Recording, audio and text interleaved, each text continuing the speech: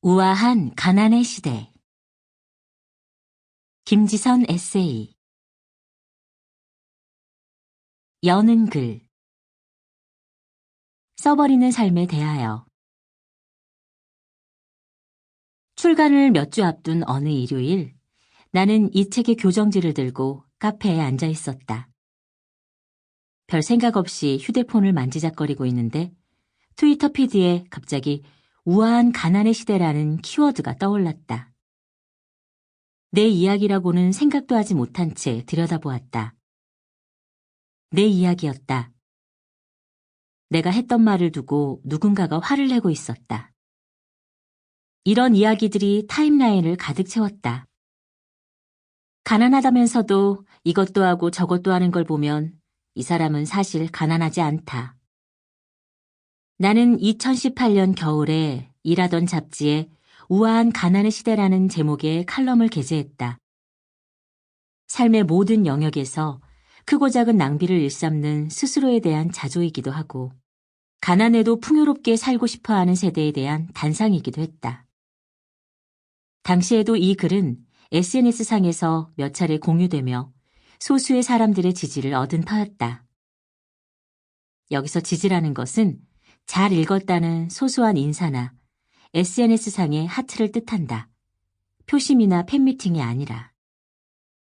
그리고 이 글을 읽은 출판사로부터 출간을 제안받아 책까지 내게 된 것이다. 그렇다면 이 글은 왜 지금에 와서 분노를 사는가? 게다가 책 원고는 아직 남편에게도 보여주지 않은 채 내 노트북 속에 있는데. 알고 보니 매년 연말에 나오는 트렌드를 예측하는 신간에서 2020년의 키워드 중 하나로 우아한 가난을 꼽으며 기존에 쓰인 나의 칼럼을 다시 언급한 모양이었다. 이 책은 이렇게 말하고 있었다. 밀레니얼 세대를 비롯한 2030 세대로부터 가난의 새로운 관점이 시작되고 있다.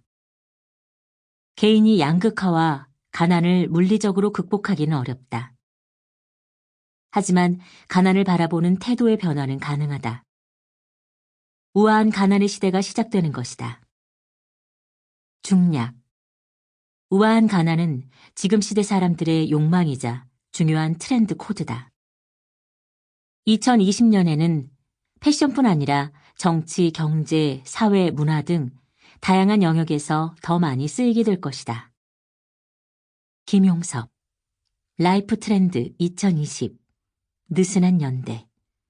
부키 2019. 트위터상에 누군가는 말했다. 이토록 방만한 가난을 말한다는 것은 가난에 대한 무례다. 그쯤에서 내가 할 수 있는 일은 단 하나였다. 집에 가는 것. 나는 편집자에게 비보를 알린 후 노트북을 덮고 곧장 집으로 돌아갔다. 그리고 3주 혹은 4주 동안 원고 뭉치를 들여다보지도 않았다. 물론 트위터도 안 봤다. 언제나처럼 집에서 식사 준비를 하거나 아이를 돌보고 옛날 드라마를 다시 꺼내보며 시간을 보냈다. 그러니까 동굴에서 겨울잠을 잤다고도 할 수 있다.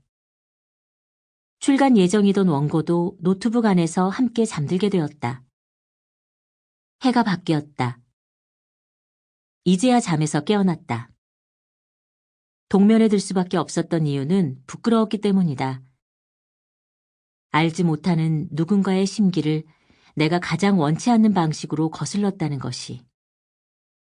비판쯤은 담담하게 넘길 수 있을 만큼 단단하지 않다는 것이.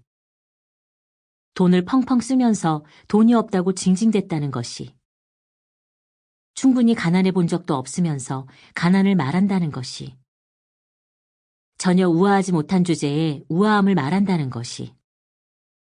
무엇보다 스스로에 대한 자조 혹은 동세대의 생활 양식을 말하기 위한 표현이 안 그래도 추운 겨울에 어떤 이의 마음을 더욱 싸늘하게 만들 수 있다는 사실이 새삼스레 두려워졌다.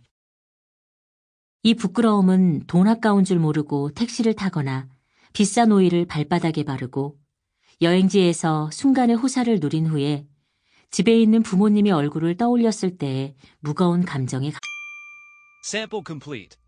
Ready to continue?